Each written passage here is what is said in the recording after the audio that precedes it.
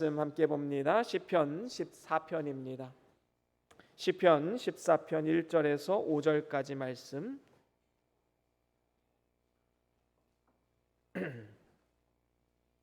우리 한 절씩 교독하고 마지막 절은 다 같이 함께 읽습니다. 어리석은 자는 그의 마음에 이르기를 하나님이 없다 하는도다. 그들은 부패하고 그 행실이 가증하니 선을 행하는 자가 없도다. 여호와께서 하늘에서 인생을 굽어 살피사 지각이 있어 하나님을 찾는 자가 있는가 보려 하신즉 다 치우쳐 함께 더러운 자가 되고 선을 행하는 자가 없으니 하나도 없도다. 죄악을 행하는 자는 다 무지하나 그들이 떡 먹듯이 내 백성을 먹으면서 여호와를 부르지 아니하는도다. 함께 읽습니다. 그러나 거기서 그들은 두려워하고 두려워하였으니 하나님이 의인의 세대에 계심이로다. 아멘. 아멘. 우리 말씀들과 함께 선포하며 나아갑니다. 시작. 주의 말씀은 내 발의 등이요 내 길의 빛이 되십니다. 주여 말씀하옵소서. 주의 종이 듣겠나이다. 아멘. 아멘. 오늘은 시편 14편 1절에서 5절 말씀으로 지혜로운 자가 되려면 이란 제목으로 함께 말씀을 나눠보길 원합니다. 오늘날 이 시대는 돈만 있으면 우주 여행을 마음껏 할 수 있는 그러한 시대를 살아가고 있습니다.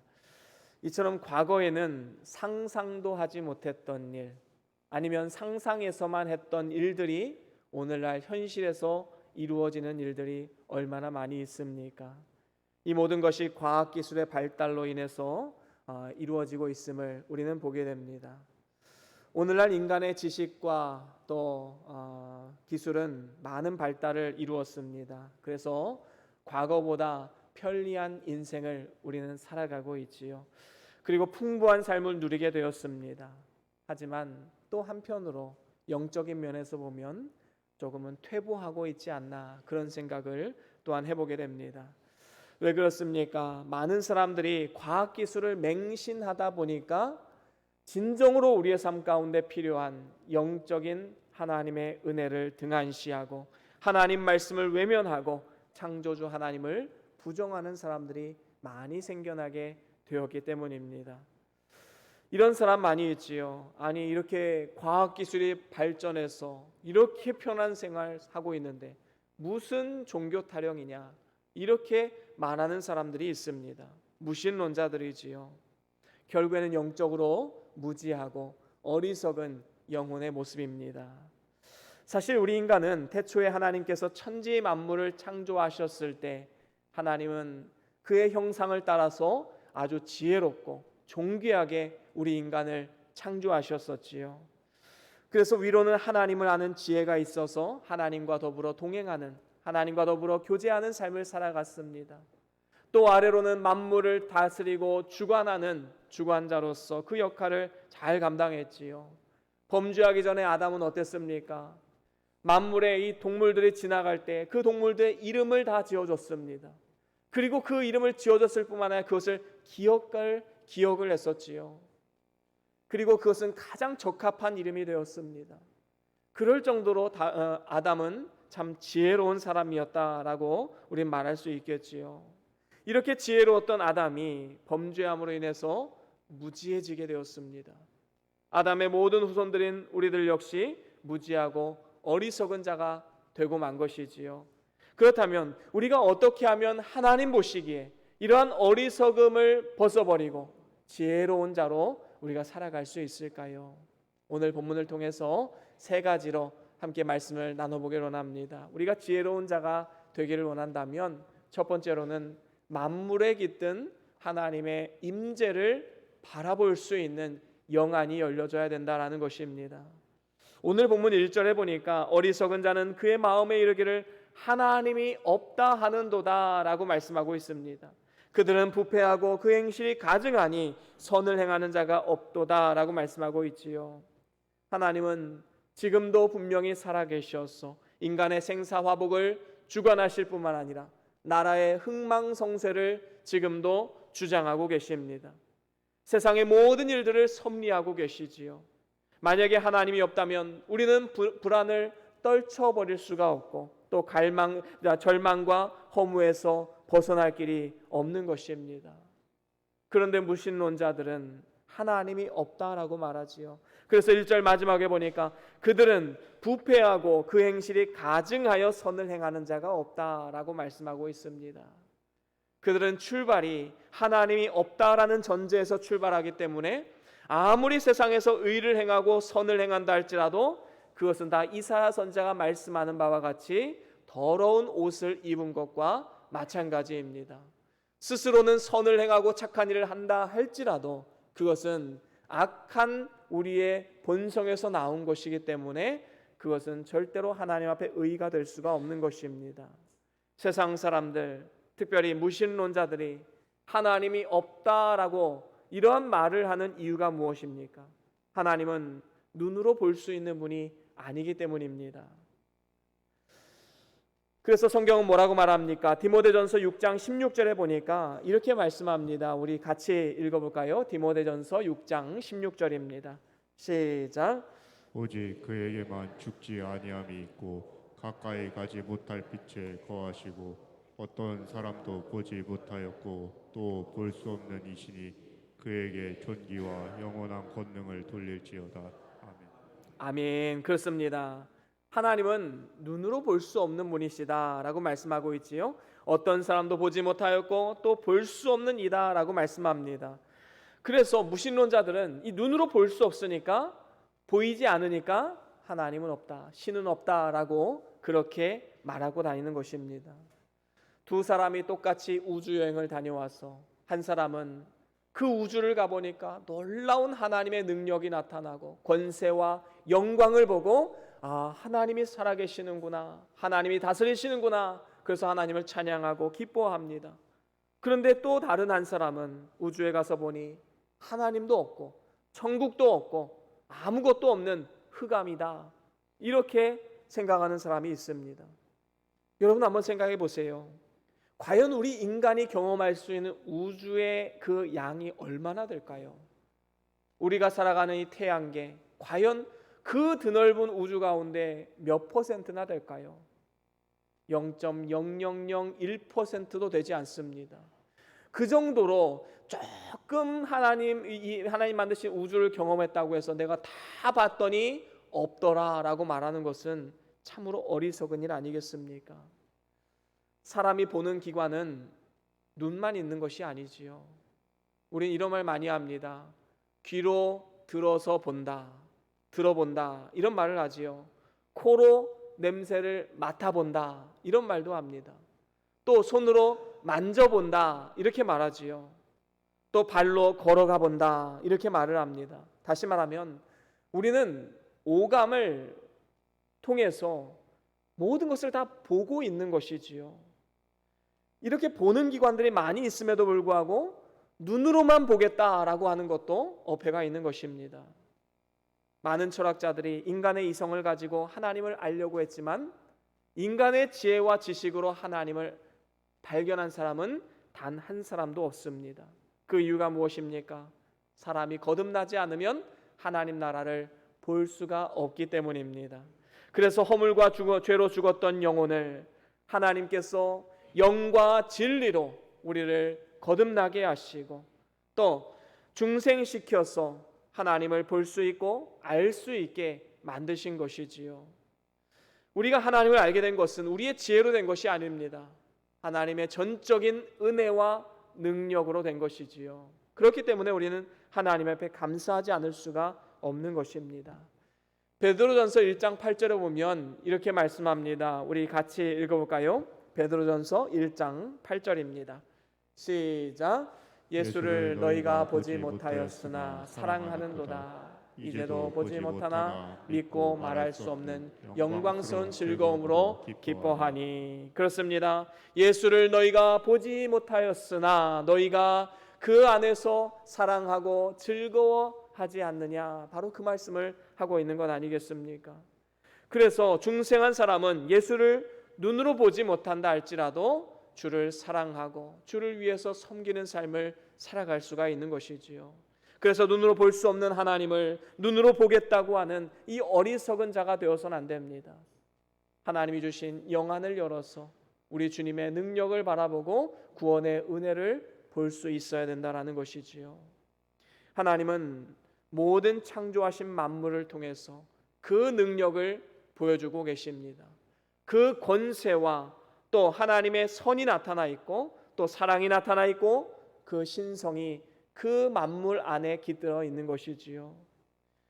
이것은 하나님의 일반 계시입니다. 로마서 1장 20절에 보니까 이렇게 말씀합니다. 우리 함께 같이 읽어보겠습니다. 로마서 1장 20절과 21절 시작. 창세로부터 그의 보이지 아니하는 것들 곧 그의 영원하신 능력과 신성이 그가 만드신 만물에 분명히 보여 알려졌나니 그러므로 그들이 핑계하지 못할지니라.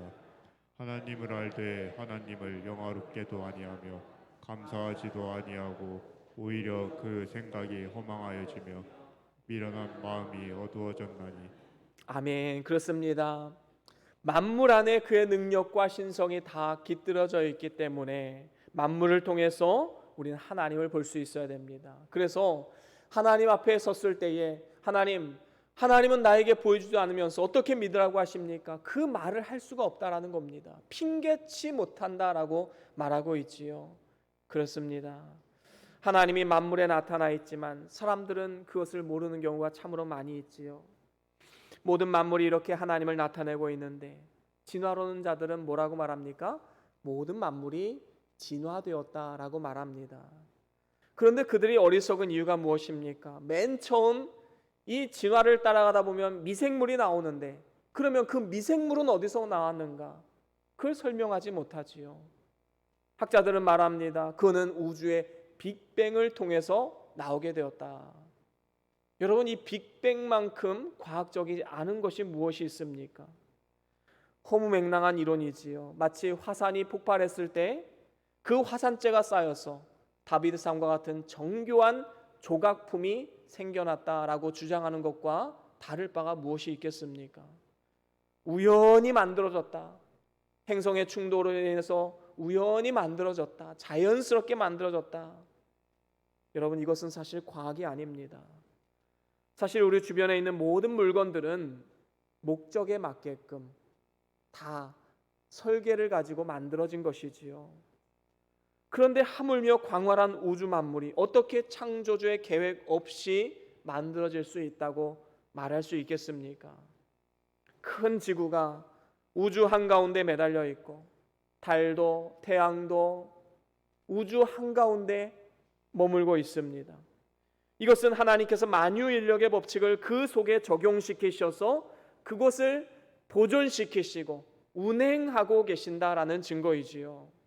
만약에 태양의 거리가 지구와 조금 더 가까웠다면 우린 다 타 죽을 수밖에 없습니다.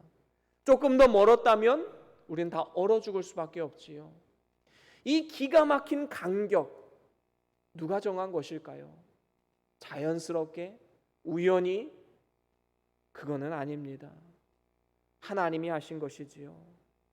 그래서 천문학을 깊이 연구한 사람이나 아니면 인체에 대해서 깊이 연구한 사람은 절대로 이것이 우연히 생겨났다고 말할 수 없습니다. 양심상 그렇게 할 수가 없지요. 이것은 분명한 설계도가 있는 것이고 이렇게 정교한 것이 우연히 생겼다는 것은 오히려 그것은 거짓말이다라는 것이지요. 그런데 사람들은 만물을 통해서 이렇게 증거하고 계시지만 이것을 깨닫지 못하고 하나님을 부인하고 하나님이 없다라고 말을 합니다. 얼마나 어리석은 모습입니까? 히브리서 11장 3절에 보면 이렇게 말씀합니다. 우리 같이 읽어볼까요? 히브리서 11장 3절 말씀 시작. 믿음으로 모든 세계가 하나님의 말씀으로 지어진 줄을 우리가 아나니 보이는 것은 나타난 것으로 말미암아 된 것이 아니니라. 아멘. 그렇습니다. 여러분, 믿음의 눈을 들어서 보면 창조주 하나님이 보입니다. 여전히 하나님이 눈에 보이지 않는다고요? 우리가 믿음의 눈을 열어달라고 기도하십시오. 하루하루 지나면서 낮과 밤의 변화를 보면서 그리고 1년을 지내면서 사계절의 변화를 보면서 우리의 인생의 삶의 작은 부분까지도 하나님의 은혜를 누리고 또 하나님의 살아 역사하심 하나님의 임재와 하나님의 숨결을 느낄 수 있게 될 것입니다. 우리는 하나님의 살아 역사하심을 보게 되는 것, 바로 하나님이 주신 지혜로 말미암아 되는 것이지요. 그래서 우리는 만물에 깃들어 계신 그 하나님의 임재, 하나님의 숨결을 느끼며 우린 살아가야 될 것입니다. 그런가 하면 두 번째로는 한쪽으로 치우치지 말아야 합니다. 그리고 오직 성경 말씀만 믿고 따라가야 되지요. 오늘 본문 2절과 3절에 보니까 이렇게 말씀합니다. 여호와께서 하늘에서 인생을 굽어 살피사 지각이 있어 하나님을 찾는 자가 있는가 보려 하신즉 다 치우쳐서 함께 더러운 자가 되고 선을 행하는 자가 없다라고 말씀합니다. 하나님은 저 하늘에서 우리 인생을 굽어 살피십니다. 그리고 진정으로 선을 행하는 자가 있는가 계속해서 하나님은 찾고 계신 것이지요. 그렇습니다. 하나님이 세상을 창조하신 후에 만물을 보시기에 좋았더라라고 표현하셨지요. 그런데 유독 인간을 창조하신 이후에는 한 단어가 더 붙습니다. 심히 좋았더라. 너무 좋다라는 표현이지요. 그런데 범죄한 이후에 세상의 죄가 관영해서 사람들의 생각과 모든 계획이 악해지게 되었습니다. 그리고 이로 인해서 하나님의 진노와 심판을 받게 된 것이지요. 그리고 하나님이 사람을 살피신즉 의인은 없나니 하나도 없으며 깨닫는 자도 없고 하나님을 찾는 자도 없고 다 치우쳐 한 가지로 무익하게 되고 선을 행하는 자도 없다라고 말씀하고 있습니다. 우리 인간은 본능적으로 하나님을 찾기는 찾는데 바로 찾는 이 영안이 닫히게 되었습니다. 그래서 다 한쪽으로 치우치게 되었지요. 그래서 오늘날 수많은 이방 종교들이 생겨나게 된 건 아니겠습니까? 하나님은 육신의 눈으로 보이지 않기 때문에 사람들은 무언가 눈에 보이는 것을 붙잡기를 원하지요. 그게 무엇입니까? 우리 조상들이 섬겨왔던, 그리고 성경에 수많은 이방 민족들이 섬겨왔던 금, 은, 목석으로 만든 우상들입니다. 이 우상들은 입이 있어도 말하지 못하고 귀가 있어도 듣지 못하고 코가 있어도 맞지 못하고 손과 발이 있어도 쓰지 못하는 죽은 우상들이지요. 그런데 거기에다 대고 소원을 빌고 거기에 절을 하고 이러한 어리석음을 범하게 되는 것입니다. 이러한 이유 때문에 하나님께서 모세에게 시내산에서 십계명을 주셨을 때에 너희들은 우상을 만들지 말고 절하지 말고 그것들을 섬기지 말라라고 말씀하셨던 것입니다. 그래서 믿는 사람들이 선조들의 넋을 기리면서 제사를 지내거나 상갓집에 가서 고인을 향해서 절을 하는 것, 이것도 다 우상 숭배인 것입니다. 그런데 우리가 주의해야 될 것은 이렇게 눈에 보이는 우상 숭배는 우리는 하지 않습니다. 중요한 것은 보이지 않는 우상이 있다라는 것이지요. 현대의 우상은 무엇입니까? 하나님과 동등히 여기거나 하나님보다 더 사랑하는 것, 그것이 바로 우상입니다.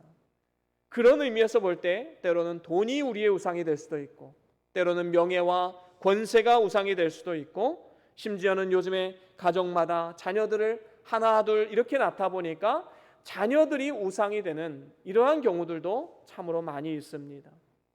지난주에 보니까 대전의 한 초등학교에서 선생님 한 분이 자살을 하셨지요. 참 안타까운 상황입니다. 자기 자녀를 제대로 돌보지 않는다. 내 자녀를 위해주지 않는다.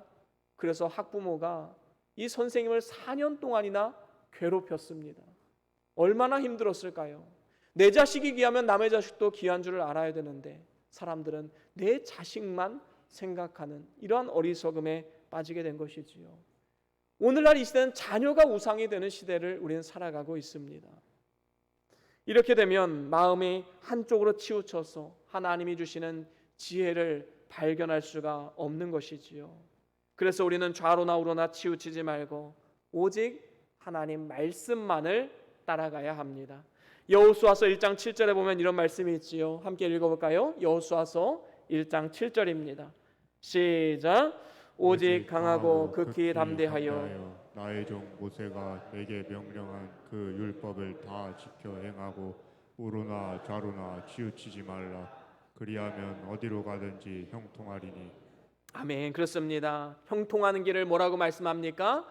좌로나 우로나 치우치지 말고 오직 율례와 법도를 따라서 하나님 말씀의 정도를 걸어라 라고 여호수아에게 말씀하고 있는 것입니다. 여러분, 좌로 치우친다는 건 뭘까요? 이것은 신신학에 빠지는 겁니다. 여러분, 신신학은 가르침이 무엇입니까? 거기에서 하나님의 그 신성, 예수 그리스도의 신성을 쏙 빼버리는 것이지요. 그래서 인간의 이성에 맞지 않는 것은 하나님 말씀에서 다 제해버립니다. 하나의 설화, 하나의 신화로 여깁니다.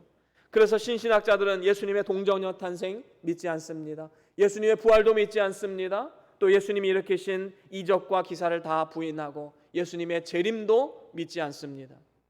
이것이 좌로 치우치는 사람들이지요. 여러분, 성경은 인간의 이성에 맞도록 주신 말씀이 아닙니다. 하나님의 초자연적인 말씀인 것이지요.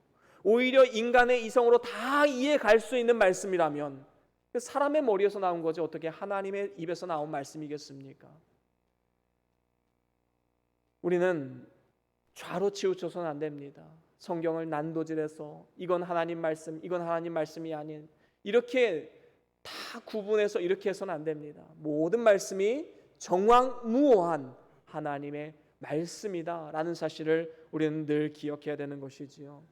그런가 하면 우로 치우친다는 것은 무엇일까요? 이 우로 치우친다는 것은 성경에 무언가를 더하는 것입니다. 예를 들면 신비주의가 있지요. 하나님 말씀에 무언가를 더하는 것입니다. 성경 말씀은 그 자체로 완전하고 이미 종결되었습니다. 성경에 더하거나 뺄 수가 없는 것이지요. 그런데 이러한 성경의 완전성과 종결성을 믿지 않고 지금도 나는 하나님의 음성을 들었다.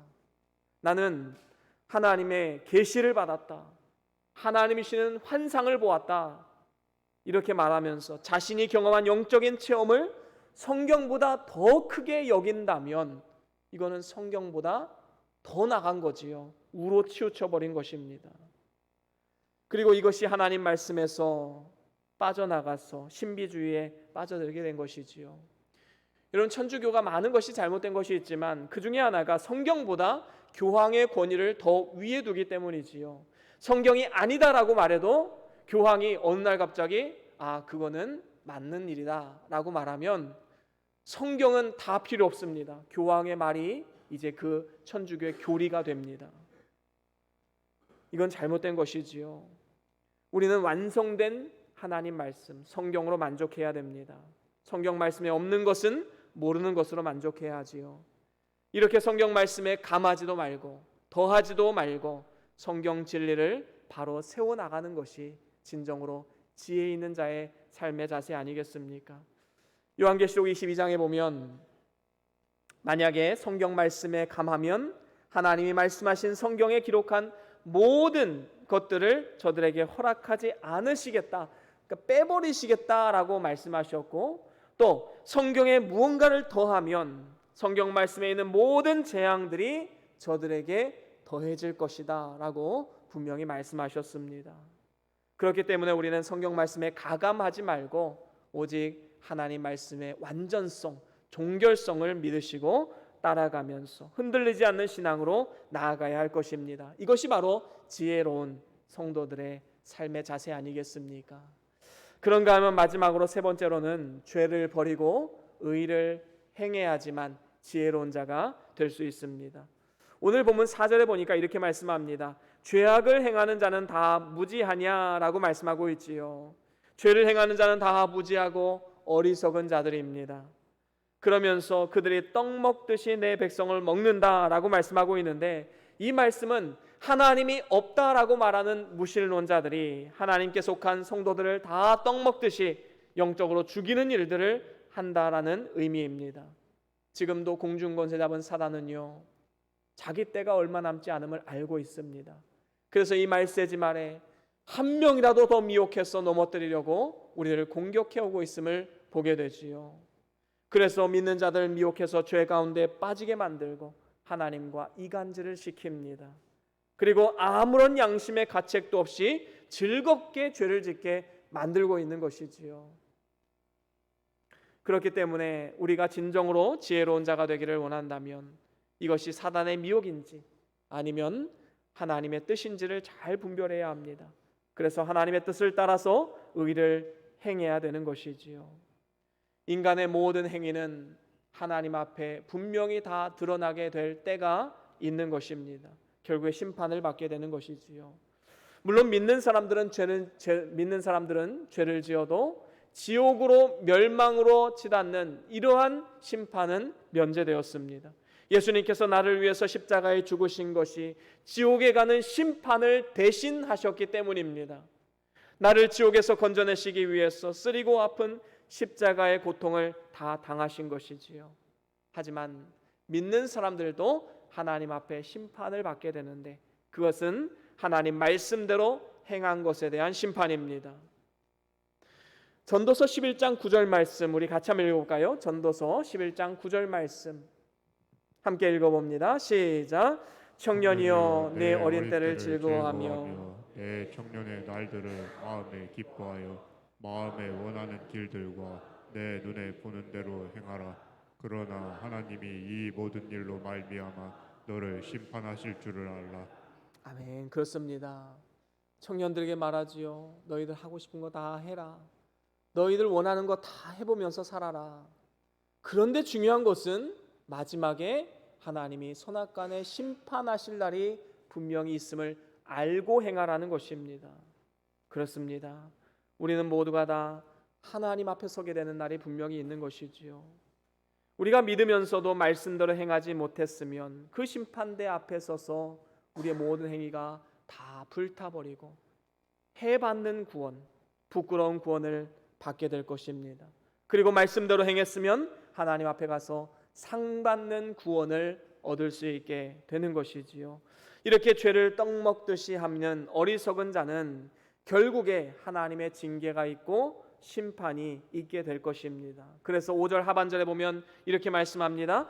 거기서 그들은 두려워하였으니 하나님이 의인의 세대에 계심이로다. 이렇게 말씀하고 있습니다. 어리석은 자들은 죄를 범하였어도 하나님을 두려워하지 않고 죄를 짓고 살아가지만 이제 곧 두려운 날이 오게 될 것이다. 그것은 의인의 세대라고 말하고 있지요. 악인의 세대가 이제 곧 지나가고 의인의 세대가 오게 되는데 의인의 세대가 되면 하나님이 의인의 회중에 계셔서 의인을 높이게 되는 때를 말합니다. 다니엘서에 보면 악인의 세대에서 이제 왕의 신하들이 다니엘을 모함해서 사자굴에 가둬놓지요. 그런데 하나님이 다니엘을 사자굴에서 나오게 하는 의인의 시대가 되니까 이제 어떻게 됩니까? 이제는 오히려 다니엘을 사자굴에 넣었던 그 모든 신하들이 다 사자굴에 갇히게 되었습니다. 이처럼 의인의 세대, 하나님의 시대가 반드시 오게 된다라는 사실을 우리는 분명히 기억해야 됩니다. 그래서 오늘날 이 시대를 살아가면서 악인의 형통과 의인의 고난을 바라보면서 우리는 낙심치 말아야 합니다. 우리는 마지막을 볼 수 있어야 되지요. 반드시 의인의 시대가 온다라는 사실을 우리는 기억해야 되는 것입니다. 그래서 세상 종말에 오는 의인의 세대는 예수님의 재림의 그날입니다. 그날은 우리에게 최후 승리의 영광의 날이 될 것입니다. 그래서 범죄하지 않으려고 우리가 죄와 더불어 싸우고 참고 견디고 이겨내면 그때에는 말로 다할 수 없는 영광과 상급이 예비된 그러한 삶을 살아갈 수 있게 되는 것입니다. 그렇기 때문에 우리가 이 세상을 사는 동안에 죄를 버리고 의를 행하는 것이 진정으로 지혜로운 삶의 자세인 것입니다. 그래서 범죄하지 않으려고 죄와 더불어 싸워야 되는 것이지요. 다 용서받았으니까 죄를 지어도 상관없다, 이렇게 생각하는 자는 참으로 어리석은 자입니다. 사도 바울은 로마서 5장 20절에 뭐라고 말합니까? 죄가 더한 곳에 은혜가 더욱 넘쳤나니 라고 말했지요. 여러분, 이 말씀은 우리가 잘 해석해야 됩니다. 은혜를 더 받기 위해서 죄 가운데 거해야 된다라는 것을 말하는 것이 아니지요. 그것은 그 다음 장 6장에 가서 보면 알 수 있습니다. 로마서 6장 1절, 2절, 두 절을 우리 같이 읽어보겠습니다. 로마서 6장 1절과 2절입니다. 시작. 그런즉 우리가 무슨 말을 하리요? 은혜를 더하게 하려고 죄에 거하겠느냐? 그럴 수 없느니라. 죄에 대하여 죽은 우리가 어찌 그 가운데 더 살리요? 아멘. 그렇습니다. 우리가 무슨 말을 하리요? 은혜를 더하게 하기 위해서 죄를 더 짓겠느냐? 결코 그럴 수 없다라는 겁니다. 어떻게 하나님께서 의의 옷을 입혀주셨는데 그 의의 옷을 입고 다시 또 시궁창으로 들어갈 수 있겠느냐? 바로 그걸 말씀하고 있는 것이지요. 은혜로 구원받아서 지옥은 가지 않지만 하나님이 우리를 심판하실 것을 생각하면 결코 죄 가운데 자신을 방임할 수는 없는 것입니다. 우리는 피 흘리기까지 죄와 맞서 싸워야 합니다. 이것이 진정으로 마지막 때를 지혜롭게 살아가는 삶의 태도인 것입니다. 이제 말씀을 마무리합니다. 우리는 어리석은 자가 되지 말고 지혜로운 자가 되어야 합니다. 지혜로운 자의 결과가 무엇입니까? 다니엘서 12장에 보면 지혜로운 자는 하늘의 별과 같이 빛날 것이다 라고 말씀했습니다.